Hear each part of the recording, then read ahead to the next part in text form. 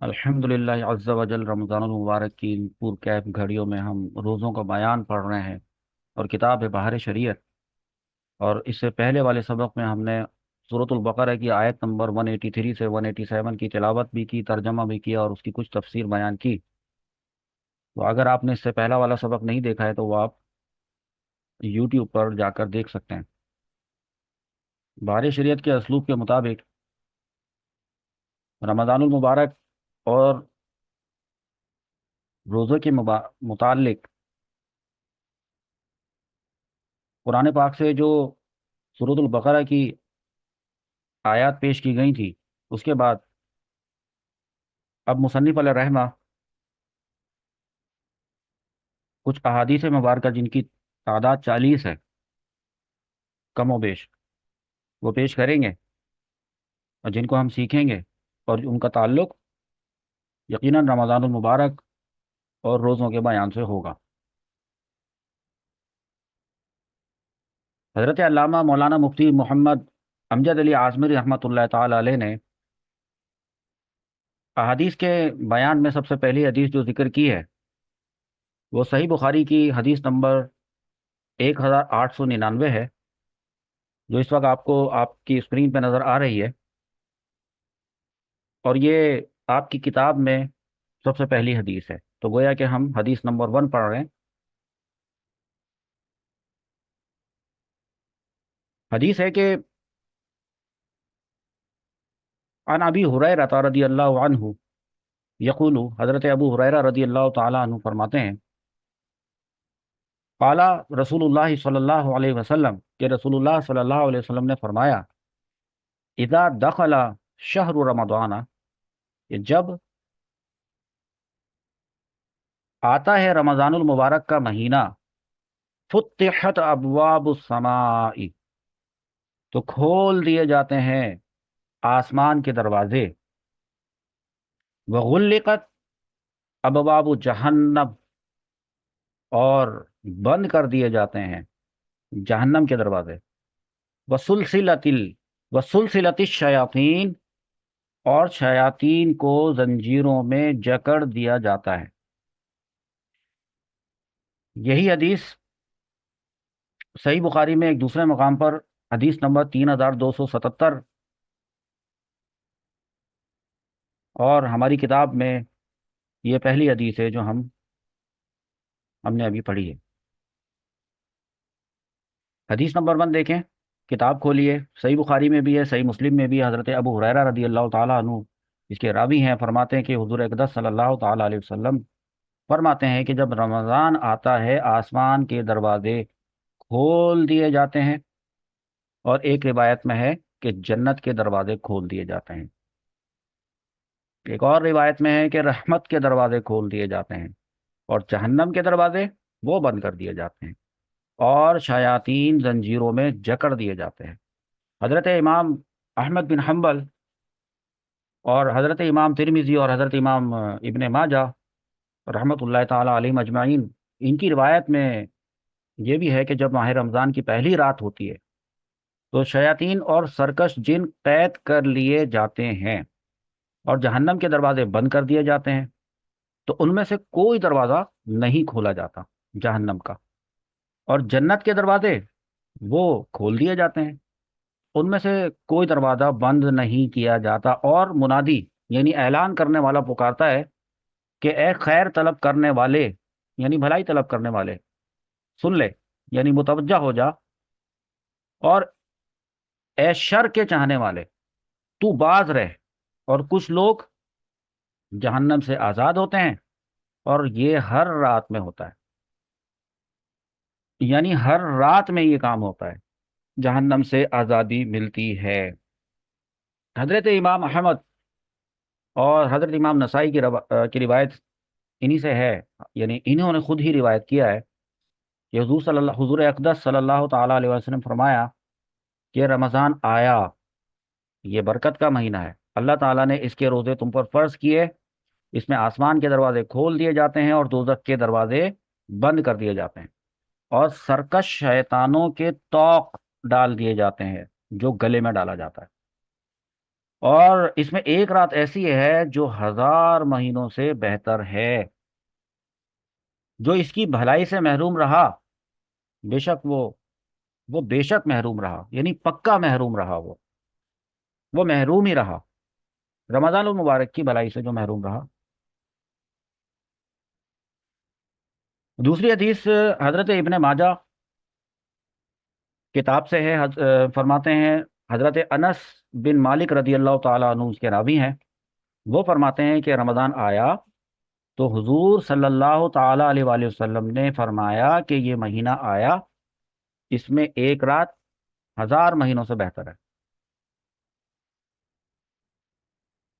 اور جو اس سے محروم رہا وہ ہر چیز سے محروم رہا، اور اس کی خیر سے وہی محروم ہوگا جو پورا محروم ہے، یعنی جس کی قسمت میں اور مقدر ہی میں محرومی لکھی ہوئی ہے۔ احادیث کا بیان چل رہا ہے اور تعلق جو ہے وہ رمضان المبارک سے ہے، اور کتاب جو ہے وہ بحر شریعت ہے۔ اس میں سے جو حدیث پڑھ کر بیان کی جا رہی ہیں، رسول اللہ صلی اللہ تعالیٰ علیہ وآلہ وسلم کی زبان مبارک سے نکلے ہوئے یہ قیمتی پھول جیسے الفاظ، یہ آپ نے پہلے بھی احادیث پڑھی ہوئی ہیں، اگرچہ کہ پڑھی ہوئی ہیں، تو احادیث کا پڑھنا اور ان کو دیکھ کر پڑھنا، اور بلکہ سننا بھی کسی عالم دین کی آواز میں، بڑی برکت والی بات ہے اور بڑی سعادت کی بات ہے۔ عوام کو، عوام کا جو روٹین ہے، عوام کی زندگی کا جو روٹین ہے، ان کو احادیث پڑھنے کا موقع ہی نہیں ملتا ہے، وہ احادیث نہیں پڑھتے ہیں۔ بس وہ ان کے پاس کوئی پوسٹ آ جاتی ہے تو جس میں لکھا ہوتا ہے کہ ایسا کچھ بھی حدیث میں نہیں ہے، تو یا یہ غلط حدیث ہے، بس وہ ان چکروں میں لگے رہتے ہیں، لیکن کبھی بھی خود سے حدیث کی کوئی کتاب کھول کر پڑھنے کی توفیق عوام کو نہیں ہوتی۔ تو خواص اس وقت ہمارے پاس موجود ہے، اور خواص سے یہ امید ہے کہ وہ دل کے کانوں سے سنیں گے، اور سن رہے ہیں، اور جو ریکارڈنگ سن رہے ہیں، اللہ رب العزت ان کو بھی ان احادیث کی تمام برکتیں عطا فرمائے، اور ان احادیث سے جو ایک تو آٹومیٹک جو ایک روحانی طور پہ جو سیکھنے سے جو فائدہ ہوتا ہے وہ تو ملے گا، لیکن اللہ رب العزت اپنے پاس سے خاص رحمت نازل فرمائے، اور ہمیں کبھی بھی اس کیٹیگری میں شامل نہ فرمائے کہ جس کے بارے میں حضور پاک صلی اللہ تعالیٰ علیہ وآلہ وسلم نے فرمایا جو پورا محروم ہے، گویا کہ وہ زندگی بھر محروم ہے، اور محرومی اس کی قسمت میں لکھ دی گئی ہے، تو اس کو رمضان المبارک فائدہ نہیں دے گا، نہیں دیتا۔ کتاب ہے بیہقی، امام بیہقی کی کتاب ہے، اور وہ حدیث پیش کرتے ہیں، راوی ہے حضرت عبداللہ ابن عباس رضی اللہ تعالی عنہما، جو کہ یہ فرماتے ہیں کہ جب رمضان کا مہینہ آتا، رسول اللہ صلی اللہ تعالی علیہ وآلہ وسلم سب قیدیوں کو رہا فرما دیا کرتے تھے، اور ہر سائل کو عطا فرماتے تھے، ہر سوال کرنے والے کو عطا فرماتے تھے۔ آپ صلی اللہ تعالی علیہ وآلہ وسلم تو ہمیشہ سے ہی ہر سائل کو عطا فرماتے تھے، کبھی نہ نہیں کیا آپ نے، لیکن رمضان المبارک میں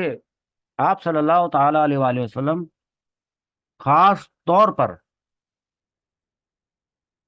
عطا فرماتے تھے۔ اسی کتاب میں، تو ان کی کتاب شعب الایمان میں حضرت عبداللہ ابن عمر رضی اللہ تعالی عنہما سے ایک اور حدیث مروی ہے کہ نبی صلی اللہ تعالی علیہ وسلم نے فرمایا کہ جنت ابتدائے سال سے سال آئندہ تک، یعنی شروع سال سے سال کا آخر تک، from the beginning of the year to the end of the year, وہ رمضان کے لیے آراستہ کی جاتی ہے، سجائی جاتی ہے، جی، رمضان تک۔ اور جب رمضان کا پہلا دن آتا ہے تو جنت کے پتوں کے نیچے سے عرش کے نیچے ایک ہوا حور عین پر چلتی ہے، اور وہ حوریں کہتی ہیں کہ اے رب، تو اپنے بندوں سے ہمارے لیے ان کو شوہر بنا جن سے ہماری آنکھیں ٹھنڈی ہوں اور ان کی آنکھیں ہم سے ٹھنڈی ہوں، حدیث میں وضاحت کی ضرورت نہیں ہے. اللہ رب العزت جو ہے وہ ہمیں اپنی پسند کا بندہ بنا لے، جیسا وہ چاہتا ہے ہمیں ویسا بنا دے، اور دین پہ ہمیں ثابت قدمی عطا فرمائے. آپ لوگ درس نظامی کے اسٹوڈنٹس ہیں، آپ میں سے کچھ یقیناً عربی گرامر بھی سیکھیں گے اور سیکھ رہے ہیں.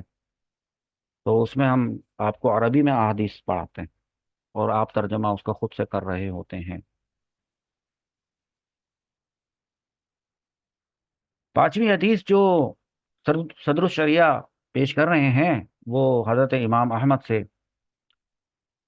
حضرت ابو ہریرہ رضی اللہ تعالیٰ عنہ سے مروی ہے کہ حضور اقدس صلی اللہ تعالیٰ علیہ وسلم فرماتے ہیں کہ رمضان کی آخری شب میں اس امت کی مغفرت ہوتی ہے. یعنی رمضان کی آخری رات میں اس امت کی مغفرت ہوتی ہے. تو عرض کی گئی کہ یا رسول اللہ صلی اللہ تعالیٰ علیہ وآلہ وسلم، کیا وہ آخری رات، کیا وہ شب قدر ہے؟ فرمایا نہیں، لیکن کام کرنے والے کو اس وقت مزدوری پوری دی جاتی ہے جب کام پورا کر لے. آپ سمجھ گئے ہوں گے لیلۃ الجائزہ. امام بیہقی اپنی کتاب شعب الایمان میں حضرت سلمان فارسی رضی اللہ تعالیٰ عنہ سے روایت فرماتے ہیں کہ رسول اللہ صلی اللہ تعالیٰ علیہ وآلہ وسلم نے شعبان کے آخری دن میں واس فرمایا. شعبان کا آخری دن، اس کے بعد چونکہ رمضان شروع ہونے والا ہے، اور فرمایا کہ اے لوگوں، تمہارے پاس عظمت والا برکت والا مہینہ آیا، وہ مہینہ جس میں ایک رات 1000 مہینوں سے بہتر ہے. اس کے روزے اللہ تعالیٰ نے فرض کیے، اور اس کی رات میں قیام، نماز پڑھنا لکھا بریکٹ میں، یعنی تراویح، تطوع یعنی سنت. تو جو اس میں نیکی کا کوئی کام کرے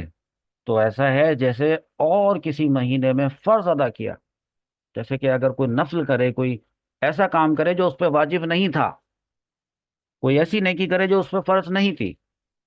تو وہ ایسا ہی ہے جیسے کسی اور مہینے میں اگر وہ فرض ادا کرتا تو جتنا اس کو ثواب ملتا. اور اس مہینے میں جس نے فرض ادا کیا تو ایسا ہے جیسے اور دنوں میں 70 فرض ادا کیے. کوئی فرض جیسے کہ فرض نماز، تو 70 مرتبہ نماز پڑھنے کا ثواب ملے گا. یہ مہینہ صبر کا ہے، اور صبر کا ثواب تو بس جنت ہے. اور یہ مہینہ مواسات کا ہے، غمخواری کا. اور اس مہینے میں مومن کا رزق بڑھایا جاتا ہے. جو اس میں روزے دار کو افطار کرائے اس کے گناہوں کے لیے مغفرت ہے، اور اس کی گردن آگ سے، نارے جہنم سے آزاد کر دی جائے گی. اور اس افطار کرنے والے کو ویسا ہی ثواب ملے گا جیسا روزے رکھنے والے کو ملے گا، بغیر اس کے کہ اس کے اجر میں سے کچھ کم ہو. جس نے روزہ رکھا تھا اس کے اجر میں سے کچھ کم نہیں ہوگا، اور جس نے اس کو افطار کروایا تھا تو اس کو سب سے پہلی چیز تو یہ ہے کہ جہنم سے آزادی اس کے لیے لکھ دی گئی کہ اس کی گردن جہنم سے آزاد ہے. ایک بات. اور دوسری بات یہ کہ جس نے افطار کروائی خود بھی تو وہ روزے سے تھا، تو اب نہ جانے اس کا خود کا روزہ جو ہے وہ اتنی عبادتوں پر مشتمل تھا یا اتنے صبر پر مشتمل تھا کہ نہیں، لیکن جس کو اس نے روزہ افطار کروایا وہ بھلا آدمی اگر عابد تھا اور اس کا روزہ جو ہے وہ کامل تھا، تو اس کے روزے کا ثواب، اس کی نیکیوں کا ثواب اس افطار کروانے والے کو ملے گا. تو کوشش کیا کریں کہ کسی کے یہاں کچھ نہ کچھ ضرور بھیج دیا کریں. ہمیں گھروں کے حالات کا اندر کا پتہ نہیں ہوتا ہے. بظاہر بہت سے ایسے لوگ آپ کو نظر آتے ہیں کہ جو آپ سمجھتے ہیں کہ وہ خوشحال ہیں، لیکن وہ بیچارے سفید پوش لوگ ایسے ہوتے ہیں کہ ان کی عادت نہیں ہوتی کہ وہ کسی سے کچھ مانگیں. تو آپ بس بھیج دیا کریں، کچھ نہ کچھ بھیجتے رہا کریں. رمضان کے علاوہ بھی پہلے زمانے میں ہمارے ہاں ایسا ہوا کرتا تھا کہ رات کا وقت ہوتا تھا جب عشاء کے بعد کا جو دور ٹائم ہوتا تھا، پرانے وقتوں کی بات ہے، کہ بار بار دروازہ کھٹکھٹا، بلکہ دروازہ تو ہمارا کھلا ہی رہتا تھا، وہ زمانہ ایسا تھا، دروازے کھلے رہتے تھے، تو بار بار کوئی نہ کوئی محلے سے آتا رہتا تھا، اور وہ چھوٹا سا پیالہ لے کر آئے، سالہ نے اس کے اندر کیا ہے، امی نے دیا ہے، وہ ہم رکھ لیتے تھے۔ تو اب اس کا پھر ہمارا یہ طریقہ ہوتا تھا کہ بھئی ہم بھی پھر، اب ظاہر سی بات ہے ابھی تو سالن آیا ہے تو ہم نے رکھ لیا ہے، تو اب اس کے بعد وہ بچہ ہے یا بچی ہے وہ چلی گئی ہے، پتہ چلے گا کس کے گھر سے آیا ہے، تو اب جب وہ برتن جو ہے ظاہر سی بات ہے اس کے گھر سے، گھر کا برتن اس کو واپس بھی تو کیا جائے گا، تو وہ برتن جو اس کو واپس کیا جاتا تھا تو اس برتن میں ہم اپنے گھر کا سالن جو ہمارے یہاں پکا ہوتا تھا وہ ہم دے دیا کرتے تھے۔ اس طرح مل جل کے جو ہے وہ بڑی اچھی خاصی ایک کھانے کی ڈشیں جو ہے وہ تیار ہو جایا کرتی تھی، اور ہر گھر کا ذائقہ الگ ہوتا تھا۔ بھوکے کو کھانا کھلانے کا ثواب اگر بتا دیا جائے تو لوگ بس یہی کام کرنا شروع کر دیں۔ بھوکے کا مطلب یہ نہیں ہوتا کہ وہ غریب بھی ہو، بھوکے کو کھانا کھلانے کا ثواب اس کا تعلق اس شخص سے ہے جس کو بھوک لگ رہی ہو، تو بس وہ بھوکا ہے۔ جس نے کھانا نہیں کھایا اس کو کھانا کھانا ہے، اس کو بھوک لگ رہی ہے تو وہ بھوکا ہے، اور اس کو کھانا کھلانے کا ثواب ہے وہی۔ تو جب حضور پاک صلی اللہ تعالی علیہ وآلہ وسلم نے روزہ افطار کرانے کی ترغیب دی، تو صحابہ کرام فرماتے ہیں کہ ہم نے عرض کی کہ یا رسول اللہ صلی اللہ تعالی علیہ وآلہ وسلم، ہم میں کا ہر شخص وہ چیز نہیں پاتا جس سے روزہ افطار کرائے، کیونکہ ان میں کافی غریب ہیں، ان کے پاس خود نہیں ہے، حقیقت میں ان کے پاس نہیں ہے کہ وہ کسی کو دیں۔ اب اتنی بڑی اصل میں سعادت کی بات، اتنا بڑا ثواب کے گردن آگ سے آزاد کر دی جائے گی، اور ظاہر سی بات ہے اپنا جو جو جو نیک لوگ ہوتے ہیں ان کو اپنی نیکی اور اپنی عبادت کم لگتی ہے، اور دوسرے کی عبادت وہ زیادہ اس سے مرعوب ہوتے ہیں کہ ہمارا روزہ تو روزہ نہیں لیکن یقیناً یہ تو ہم سے زیادہ نیک ہے، تو اس نے زیادہ اجر والا، زیادہ ثواب والا روزہ رکھا ہوگا۔ تو جب ان کو صحابہ کرام کو جب اتنی فضیلت پتہ چلی،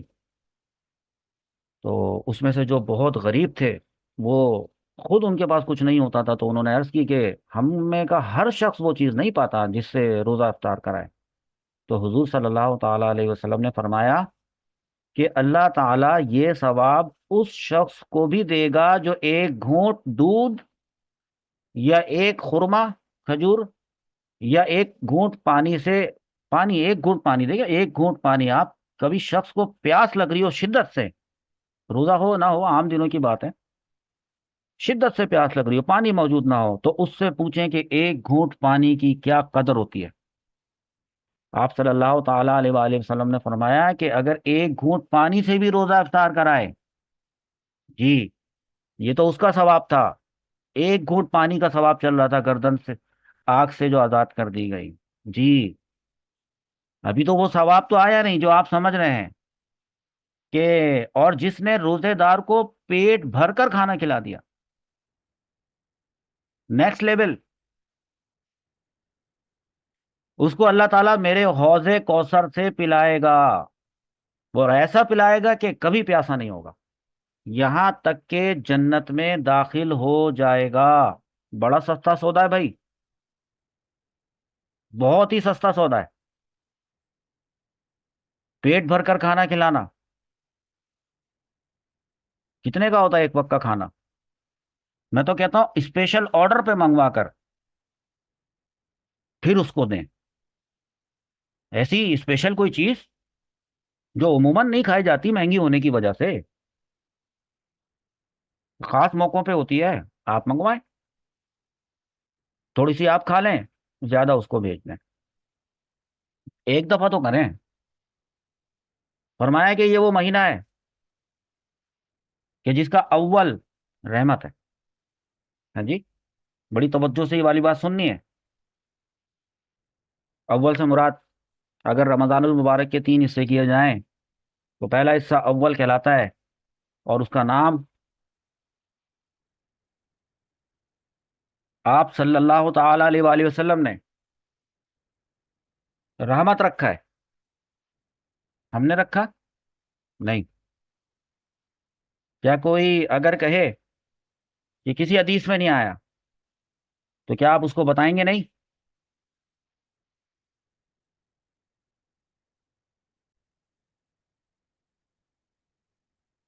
और उसका औसत मगफिरत है। जैसे कि रमजान मुबारक के अभी बताया कि 3 हिस्से अगर किए जाएं, अगर क्या किए जाएं, हदीस आपके सामने है, रसूलुल्लाह सल्लल्लाहु ताला अलैहि वसल्लम के अल्फाज, वो आप पढ़ रहे हैं, अपनी आंखों से देख रहे हैं। तो अगर कोई कहे कि कहाँ लिखा है, तो आप उसको यही बताएंगे कि यहाँ लिखा है भाई। अब ये कहाँ लिखा है वाले लोग जो है ना, वो असल में हमेशा परेशान रहते हैं। वो कहाँ लिखा है, अब उनको कैसे बताएं कि यहाँ लिखा है कि ये वो महीना है कि उसका अव्वल रहमत है और उसका औसत मगफिरत है और उसका आखिर जहन्नम से आज़ादी है। जी, हो गए 3 हिस्से।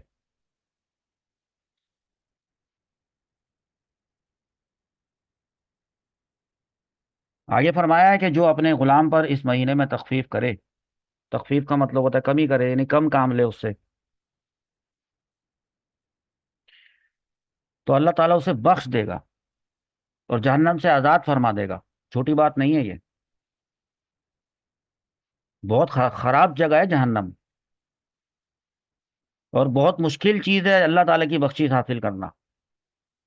तो इतना आसान कर दिया है कि अपने गुलाम को आज़ाद करने का हुक्म नहीं दिया है कि गुलाम को आज़ाद कर दे, वरना ये जो सवाब है, ये तो कई गुलामों को पूरे के पूरे आज़ाद कर देने पर मिलना चाहिए। लेकिन अल्लाह ताला की रहमत वो है कि रहमत तुली हुई है, और बंदा वो छुपा हुआ है, वो ले ही नहीं रहा रहमत। गुलाम से मुराद आपके मुलाजिमीन, अगर आप किसी बिजनेस के ऑनर हैं तो आपके एम्प्लॉयज, आपका स्टाफ। और गुलाम से मुराद हर वो शख्स है जिससे आप कोई काम लेते हैं, घर में काम करने वाली आने वाली जो मासी होती है काम वाली, आपका गाड़ी साफ करने वाला जो आपका जो ड्राइवर है, ये भी आपका, इससे मुराद वही है। जो जितने लोग जो हैं वो आपसे पैसे के एवज काम करते हैं आपका, तो आपने उन पर तखफीफ करनी है। अगर आप, और ये नहीं कहा जा रहा कि आप उनसे काम लेना छोड़ दें रमजानुल मुबारक में, तखफीफ का ही तो कहा है, ये कम काम ले लें। यहाँ तो ये देखा है कि हर किस्म की कंस्ट्रक्शन, पेंट, कलर रमजान में शुरू करते हैं, ठोका पीटी चल रही होती है, मजदूर रोजा नहीं रखते। फिर उन मजदूरों को आप मदद क्यों नहीं कर देते? आप लाखों रुपए खर्च करते हैं कंस्ट्रक्शन पे, तो आप उन मजदूरों से कहें कि ईद के बाद काम होगा, अभी कितने पैसे चाहिए, ये लो, आराम से रमजान का महीना गुजारो, रोजे रखो, कोई काम करने की जरूरत नहीं। ये सब इख्तियार में है, लेकिन आप इसको इख्तियार करते नहीं हैं। आपकी बात नहीं कर रहा, जिनकी बात कर रहा हूँ वो समझ गए। मतलब क्या जरूरत है कि रमजानुल मुबारक में ही पेपर रख दिए जाएं स्कूलों के, बच्चों को सुबह सुबह स्कूल आने पर मजबूर कर दिया जाए, और यकुम रमजानुल मुबारक को पहले रोजे वाले दिन पहला पेपर हो? ये कहाँ से आया है? और फिर बच्चे की तबीयत खराब हो जाए तो उसका रोजा तोड़वाएं, वहां पे मिसें और टीचर्स आए और उनकी तबीयतें खराब हो, और वो फिर रोजा छोड़ने पे मजबूर हो जाए कि तोड़ेंगे तो ज्यादा मसला है, चलो रोजा रखते ही नहीं है क्योंकि अब तो सैलरी का मसला हो जाएगा, इन्होंने बुलाया है स्कूल में, एक्स्ट्रा काम ले रहे हैं। ये सिर्फ एक स्कूल की बात है, स्टाफ को परेशान करना। चाहते क्या है ये? समझ से बाहर है। लेकिन अगर ये चाहते हैं कि, अगर ये वाकई समझते हैं कि जहन्नम भी कोई चीज है, इसका वजूद है, जिसका ईंधन आग है और पत्थर है, और उस सॉरी उस आग का ईंधन जो है वो, उसको जलाने का जो ईंधन होता है वो पत्थर और इंसान है, इंसानों से जरिए से भी वो आग भड़काई जाती है। अगर उससे आज़ादी चाहिए, इतना सा काम करना है कि कम काम करवाना है, बस कम काम, ताकि और लोग भी روزے کا حقیقی معنی میں صحیح روحانی لطف حاصل کرنے میں کامیاب ہو جائیں۔ 10 احادیث کا ٹارگٹ ہے آج کی کلاس میں۔ حدیث نمبر 7،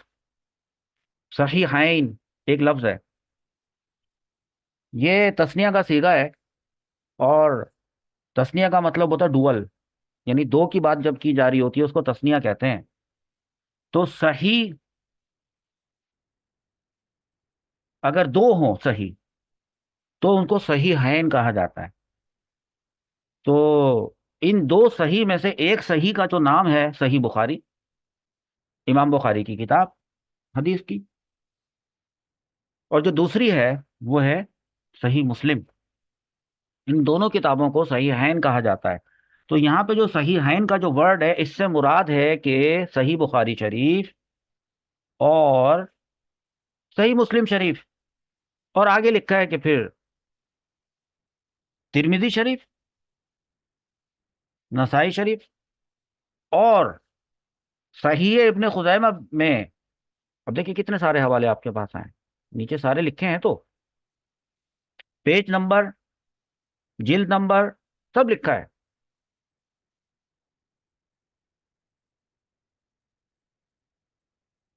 کہ حضرت سہل بن سعد رضی اللہ تعالیٰ عنہ سے مروی ہے کہ رسول اللہ صلی اللہ تعالیٰ علیہ وآلہ وسلم نے فرمایا کہ جنت میں 8 دروازے ہوتے ہیں۔ کتنے؟ 8۔ ان میں ایک دروازہ ایسا ہے جس کا نام ہے ریان، اور اس دروازے سے وہی لوگ گزر کر جنت کے اندر داخل ہوں گے جو روزے رکھتے ہیں۔ تو بعض لوگ جو بلا وجہ روزہ چھوڑ دیتے ہیں، تھوڑا سا کوشش کریں اگر، تو روزہ بڑا آسان ہوتا ہے، اور بہت وہ جو افطاری کا جو لطف ہوتا ہے وہ روزہ رکھنے والا ہی جانتا ہے۔ جی ہاں۔ اب دیکھیں، پہلی جو حدیث تھی ابھی اس سے پہلے جو گزری ہے، یہاں ایک ورڈ آیا تھا صحیحین، تو یہاں یوں بھی لکھا جا سکتا تھا کہ صحیح بخاری اور صحیح مسلم، لیکن یہ محدثین کا اور علماء کا یہ ایک انداز ہے، صحیحین۔ لیکن اب جو حدیث نمبر 8 آئے گی اس میں ان دونوں کتابوں کے نام یہاں پر آپ کو اس طرح سے لکھے ہوئے ملیں گے، بخاری و مسلم۔ بخاری یہ امام بخاری کا نام ہے، مسلم یہ امام مسلم کا نام ہے، اور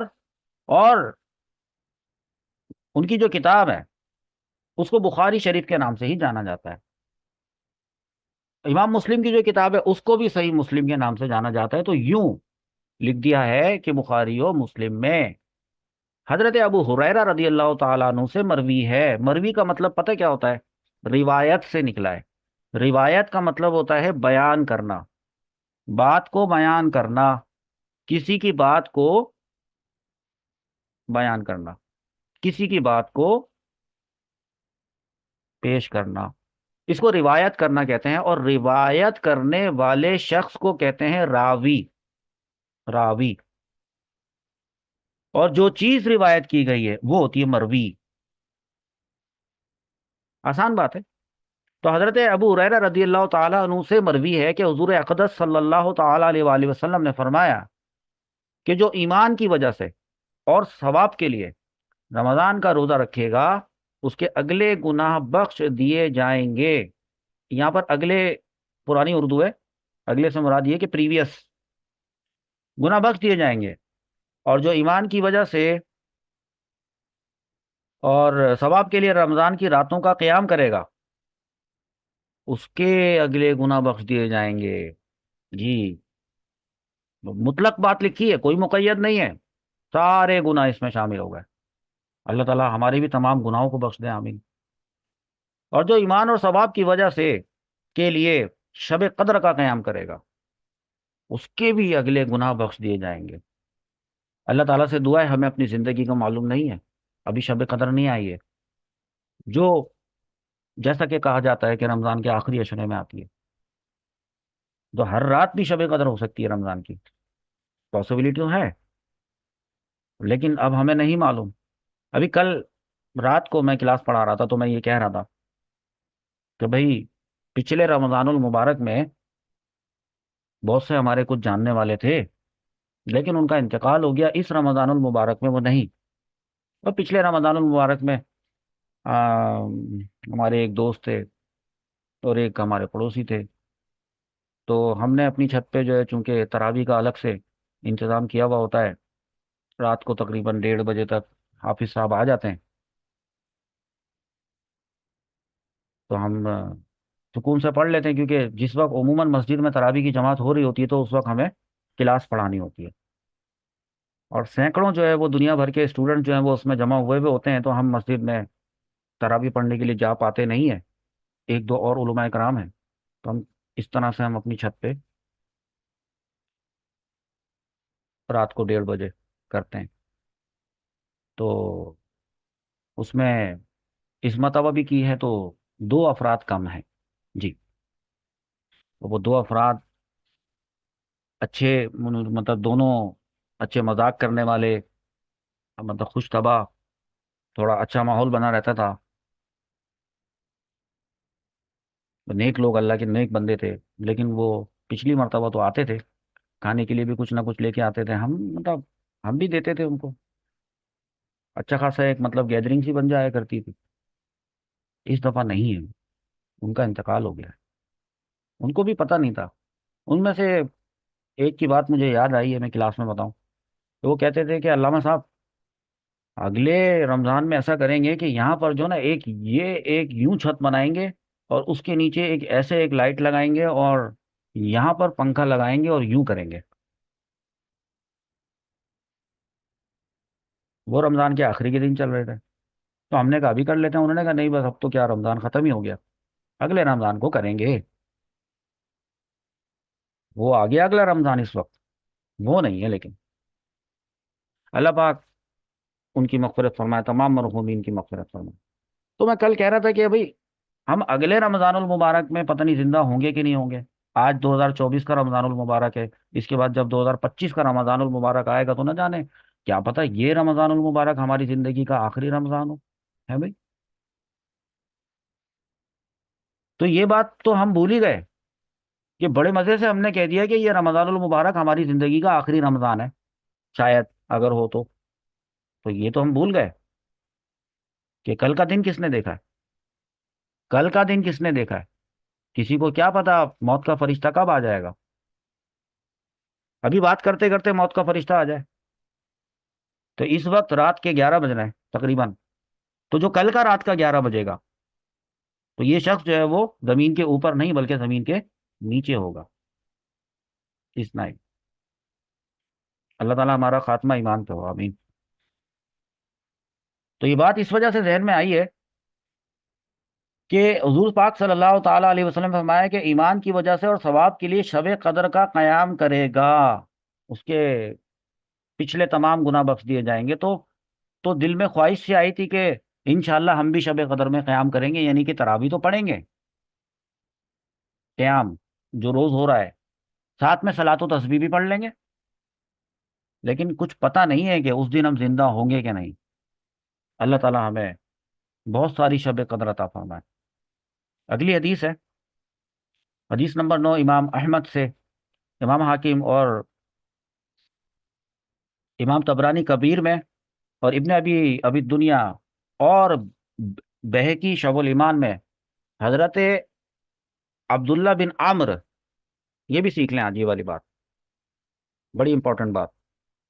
اس کو ان صحابی کو، حضرت عمرو بن عاص کو، ان کا نام جب آتا ہے نا تو اس کو عمرو پڑھتے ہیں لوگ، عمرو، عمرو نہیں لکھا ہوا یہ، جب کبھی بھی حضرت، آپ یوں سمجھاتا ہوں آپ کو، اب سمجھیں، سنیں، ابھی آپ کا یہ مسئلہ حل کر دیتا ہوں، حضرت عمر کا نام کہیں آئے اور اس کے ساتھ واو لگا ہوا ہو تو پھر وہ عمر نہیں ہے، پھر وہ عین پہ زبر ہے، امر ہے، اور واو وہ سائلنٹ ہے، انڈرسٹینڈ، امر، تو حضرت عبداللہ بن عمر رضی اللہ تعالیٰ عنہما سے روایت ہے کہ رسول اللہ صلی اللہ تعالیٰ علیہ وآلہ وسلم فرماتے ہیں کہ روزہ اور قرآن بندے کے لیے شفاعت کریں گے۔ ابھی تو بہت سے لوگ یہ کہتے ہیں کہ شفاعت کوئی چیز ہی نہیں ہے، اپنے اپنے اعمال لے کر بندہ جائے گا، اور وہ کہتے ہیں کہ آیت الکرسی میں لکھا ہے منزل الذی یشفع عندہ الا باذنہ، نہ الا باذنہ نہیں کہتے، بس اتنی اتنی سی بات کاٹ کے بتاتے تھے کہ منزل الذی یشفع عندہ،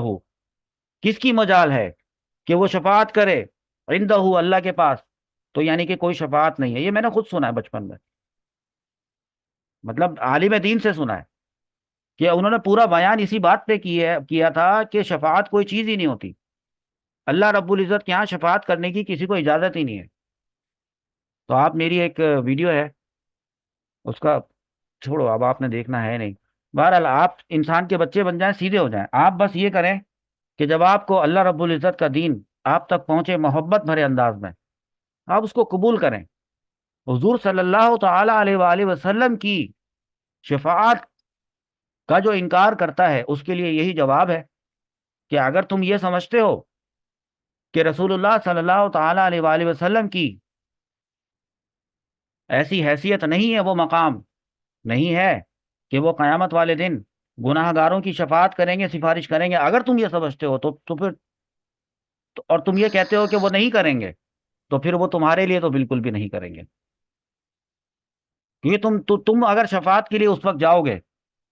تو، اور انہوں نے یہ کہہ دیا کہ تو دنیا میں یہ کہا کرتا تھا کہ مجھے شفاعت کا کوئی حق ہی نہیں، اب تو میرے پاس کیا لینے آیا ہے، تو تمہارا دل کرے گا کہ دوبارہ سے تم کو موت آ جائے، لیکن موت نہیں آئے گی، ابھی رسول اللہ صلی اللہ تعالی علیہ وسلم کی شفاعت، اور آپ صلی اللہ تعالی علیہ وسلم تو روزے کو کہہ رہے ہیں، فرما رہے ہیں کہ روزہ شفاعت کرے گا، جی ہاں روزہ شفاعت کرے گا، اور قرآن شفاعت کرے گا، قرآن اللہ رب العزت کی بارگاہ میں عرض کرے گا کہ یا اللہ رب العزت معاف کر دے اس کو، اور یہ اجازت اللہ رب العزت کی طرف سے ہی قرآن کو دی جائے گی کہ اے قرآن اب تو بتا تو کیا کہنا چاہتا ہے، تو قرآن کروڑوں لوگوں کے بارے میں اللہ رب العزت سے سفارش کرے گا، میں نے کہا نہیں، بلکہ حضور اکرم صلی اللہ تعالی علیہ وآلہ وسلم نے فرمایا ہے کہ روزہ شفاعت کرے گا، قرآن بندے کے لیے شفاعت کرے گا، روزہ کہے گا کہ اے میرے رب، میں نے کھانے اور خواہشوں سے دن میں اسے روک دیا تھا، دن میں میری شفاعت یعنی میری سفارش اس بندے کے حق میں قبول فرما، اور قرآن کیا کہے گا، اے میرے رب عز وجل، قرآن میں نے اسے رات میں سونے سے باز رکھا، ابھی دیکھو نا نیند آ رہی ہے نا، نہیں سو رہے نا، ابھی تراویح پڑھ رہے تھے تو نیند آ رہی ہوگی، اور اگر کوئی خود سے شوق سے اب مزید اس کلاس کے بعد بھی قرآن پڑھے گا کہ نہ جانے یہ میرا آخری روزہ تھا، نہ جانے کل کیا ہونے والا ہے، تو چلو جتنا قرآن ہو سکے میں پڑھ لوں، اور اس سے نیند سے باز رکھا کہ چلو یار عید کے بعد سو لیں گے یار آرام سے، تھوڑا سا کمفرٹ زون سے باہر نکلتے ہیں، کمفرٹ زون سے باہر نکلیں گے تو کچھ حاصل ہوگا، تو قرآن کہے گا کہ میں نے اسے رات میں سونے سے باز رکھا، میری شفاعت اس کے بارے میں قبول فرما، تو تو کیا ہوگا، تو کیا ہوگا، دونوں کی شفاعتیں قبول ہوں گی، جی، کہاں لکھا ہے، ہمارے دل پہ لکھا ہے، حضرت امام احمد بن حنبل کی کتاب ہے المسند، اس کی جلد نمبر 2 کے صفحہ نمبر 586 پر لکھا ہے، خریدنی ہے کتاب، پوری جلدیں سیٹ کمپلیٹ، پہلے سیاہ ستا خریدو بیٹا، اپنے گھر میں آنے دو صحیح بخاری کو، اور پھر جب کوئی کہے کہ ایسا تو کچھ بھی حدیث میں نہیں ہے تو خود کھول کے دیکھنا، اور اگر ایسے ہی مر کے چلے گئے تو عام آدمی جیسی زندگی گزاری، اسپیشلٹی تو کچھ بھی نہ ہوئی۔ آخری حدیث آج کی، پھر صحیح ہے یعنی صحیح بخاری اور صحیح مسلم، دونوں کتابوں میں حضرت ابو ہریرہ رضی اللہ تعالیٰ عنہ سے مروی ہے کہ رسول اللہ صلی اللہ تعالی علیہ وآلہ وسلم فرماتے ہیں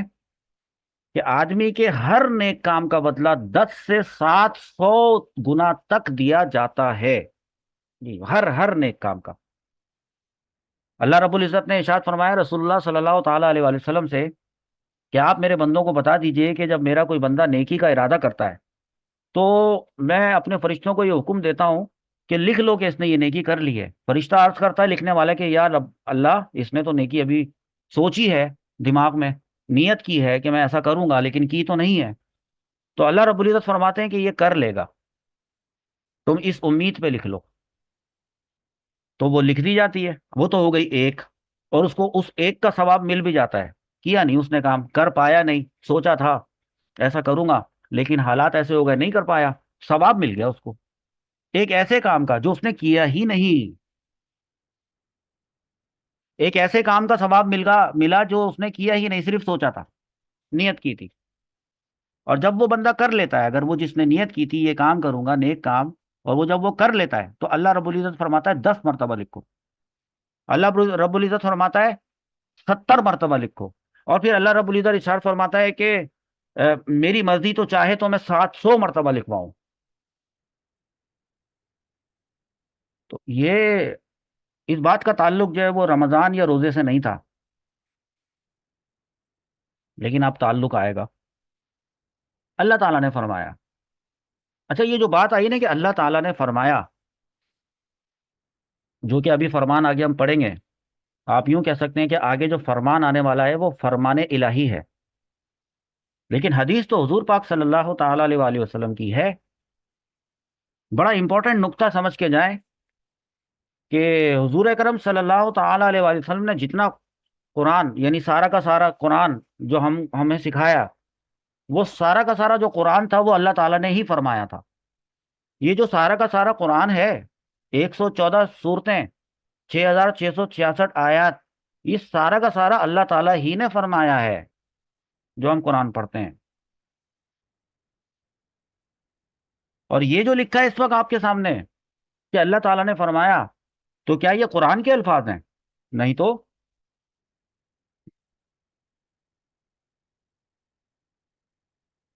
تو اس کا مطلب یہ ہوا، اس سے جو آپ کو میں دو باتیں سمجھانا چاہتا ہوں، کہ جو اللہ تعالیٰ کا جو کلام ہوتا ہے نا بیٹا، جو کلام الہی ہوتا ہے،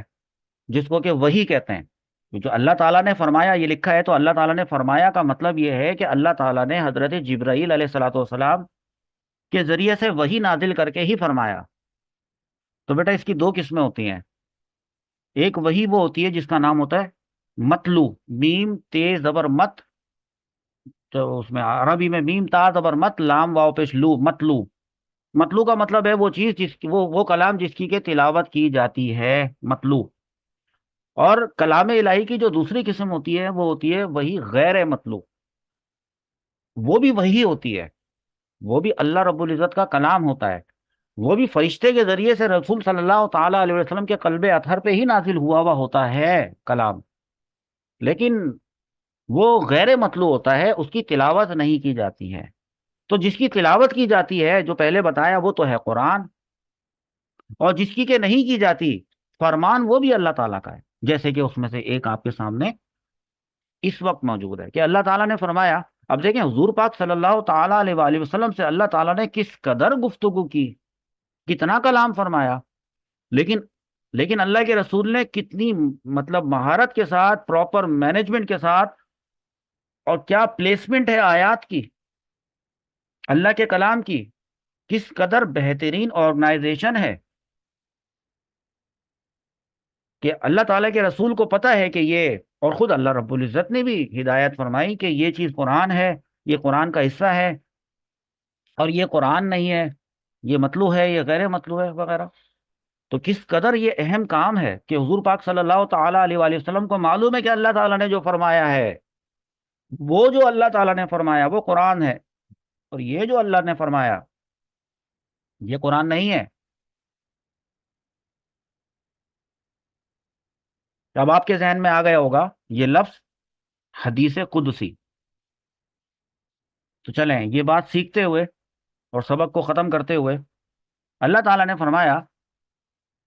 پہلے تو اب دوبارہ سے کیونکہ ذہن جو ہے وہ آپ کا دوسری طرف چلا گیا.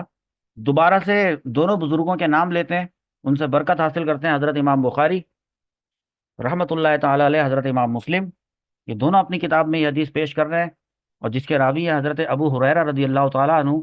اور وہ فرماتے ہیں کہ رسول اللہ صلی اللہ تعالیٰ علیہ وآلہ وسلم فرماتے ہیں کہ آدمی کے ہر نیک کام کا 10 سے 700 تک دیا جاتا ہے بدلہ. 10 سے 700 گنا تک دیا جاتا ہے عموماً، جنرلی. لیکن اللہ تعالیٰ نے فرمایا مگر روزہ، مگر روزہ. ہاں، میں روزے کو ایگزمپشن دے دی، اس کو ایک اسپیشلٹی ملی ہے. یہ وہ ہر نیک کام میں شامل نہیں ہوا، یہ الگ سے بتایا کہ روزہ کہ وہ میرے لیے ہے. اللہ تعالیٰ نے فرمایا میرے لیے ہے، اور اس کی جزا میں خود دوں گا. بندہ اپنی خواہش اور کھانے پینے کو میری وجہ سے ترک کرتا ہے. روزہ دار کے لیے 2 خوشیاں ہیں، دو. ایک افطار کے وقت، اور ایک اپنے رب سے ملنے کے وقت، جو اس کو خوشی حاصل ہوگی جس کی کوئی انتہا نہیں ہوگی. اور فرمایا ہے کہ روزے دار کے منہ کی جو بو ہے، یہ خالی پیٹ ہوتا ہے، تو خالی پیٹ ہونے کی وجہ سے اس کے منہ سے ایک جو خوشبو آتی ہے وہ اللہ رب العزت کے نزدیک خوشبو ہے. تو اب ہم خوش کو ہٹا دیتے ہیں، بو. اللہ رب العزت نے فرمایا کہ روزے دار کے منہ کی بو، حضور پاک صلی اللہ تعالی علیہ وآلہ وسلم فرماتے ہیں کہ روزے دار کے منہ کی جو بو ہے اللہ عز و جل کے نزدیک مشک سے زیادہ پاکیزہ ہے. بات ابھی ختم نہیں ہوئی ہے، آگے فرما رہے ہیں کہ روزہ سپر ہے. سپر کہتے ہیں ڈھال کو. جب تلوار سے دو لوگ آپس میں لڑ رہے ہوتے ہیں تو ان کے ہاتھ میں جو ہے وہ ایک گول سی ڈھال ہوتی ہے لوہے کی، کہ اگر ان کو وار پڑنے والا ہوتا ہے تو وہ ڈھال ان کو بچا لیتی ہے، تلوار کے وار کو روک لیتی ہے. تو روزہ سپر ہے. کس چیز سے روکتا ہے؟ کون سی تلوار کے وار سے روکتا ہے جی؟ وہ آپ سنیں، آپ بلکہ پڑھیں اور دیکھیں بھی. جب کسی کے روزے کا دن ہو تو نہ بیہودہ بکے، یعنی کوئی بات اپنی زبان سے بیہودہ نہ بکے. اب ایسے روزے کے اندر ایسا ہو جاتا ہے کہ کھانا بند ہو جاتا ہے، پینا بند ہو جاتا ہے، تو عموماً بلڈ پریشر جو ہے وہ ان کا بھی ہائی ہو جاتا ہے جن کا نہیں ہوتا. تو ان کو پہلے سے پتہ ہونا چاہیے، کیونکہ یہ تو ایک بات ایک عام سی ہے کہ روزے میں غصہ آ جاتا ہے. تو اب یہ پتہ ہے نا، تو اب روزہ رکھنے سے پہلے یہ سوچ لینا کہ مجھے غصہ آئے گا، لیکن میں کروں گا نہیں. آئے گا اس کے لیے میں ذہنی طور پہ پہلے سے تیار ہوں، کروں گا نہیں غصہ. تو فرمایا کہ جب کسی کے روزے کا دن ہو، روزہ ہو، تو نہ بیہودہ بات بکے، نہ چیخے چلائے، یا کوئی اور اگر پھر اس سے اگر یہ تو خود نہیں کر رہا، اس نے تو پکا فیصلہ کر لیا ہے کہ میں تو بیہودہ بات نہیں بکوں گا، نہ چیخوں گا، زور سے نہیں بولوں گا، کیونکہ حضور پاک صلی اللہ تعالیٰ علیہ وسلم نے فرما دیا ہے تو آپ کا فرمان سر آنکھوں پر. لیکن اب مسئلہ یہ ہے کہ جو دوسرے ہیں شاید ان تک حضور پاک صلی اللہ تعالیٰ علیہ وسلم کا فرمان یا پہنچا ہو تو لیکن بھول گئے ہوں، جذبات میں آ گیا ہو غصہ، یا اتنا ان کو کر دیا ہو. یہ تو نہیں کر رہا لیکن دوسرا کر رہا ہے. کہ پھر اگر اس سے کوئی گالی گلوچ کرے کوئی اور، یا لڑنے پر آمادہ ہو جائے، تو بس وہ اتنا کہہ دے کہ دیکھو میں روزے سے ہوں. ہاں، اب میں روزے سے ہوں، مطلب اتنا ہی کافی ہے. کیونکہ زیادہ اس سے زیادہ الفاظ بولے گا تو پھر گتم گتا ہو جائے گا، پھر الفاظی شروع ہو جائے گی. تو کوشش یہ کرے اتنی اسٹیٹمنٹ کافی ہے. یہ الفاظ کہ انا صائم، یہ حدیث کے الفاظ ہیں، بس یہ کافی ہیں. تو بتا دو میں روزے سے ہوں. اور اگر رات کا وقت ہو تو کہو کہ رمضان ہے، بس اتنا کہہ دو، انشاءاللہ تعالی وہ بات وہیں رک جائے گی. میں اللہ رب العزت سے دعا کرتا ہوں کہ جو اس طرح کے مسئلے مسائل میں الجھے ہوئے ہیں، اور واقعی جہاں پہ لڑائی کی بات مرتبہ ضرورت بھی پیش آ جاتی ہے، ڈانٹ ڈپٹ کی بھی ضرورت پیش آ جاتی ہے، سزا بھی نافذ کرنی پڑتی ہے، خاندانوں کے اندر ایسے مسئلے پنچایت اور جرگا وغیرہ جو ہو ہی جاتا ہے، تو ظاہر سی بات ہے تھوڑا چیخنا چلانا وہاں پہ، ظاہر سی بات ہے کسی نے جرم کیا ہوا ہوتا ہے تو کسی نے کسی کا دل دکھایا ہوا ہوتا ہے تو کسی نے کسی کی چوری کی بھی ہوتی ہے، تو معاملات بہرحال تو ہوتے ہیں۔ کوشش یہ کی جائے کہ اس طرح کی جو خاندانی میٹنگ وغیرہ ہوتی ہے نا، وہ رمضان میں نہ کی جائیں کہ بھائی دیکھو رمضان چل رہا ہے ابھی چھوڑو،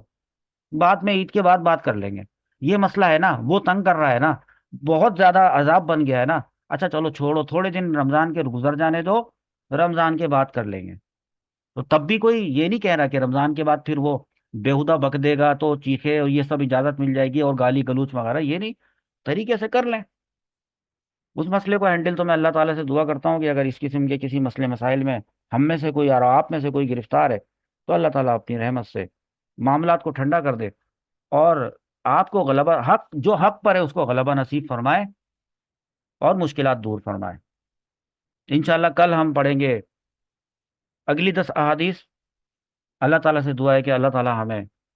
کل بھی اسی طریقے سے ثابت قدمی سے اور استقامت سے علم دین کے لیے حاضر ہو جانے کی توفیق عطا فرمائے۔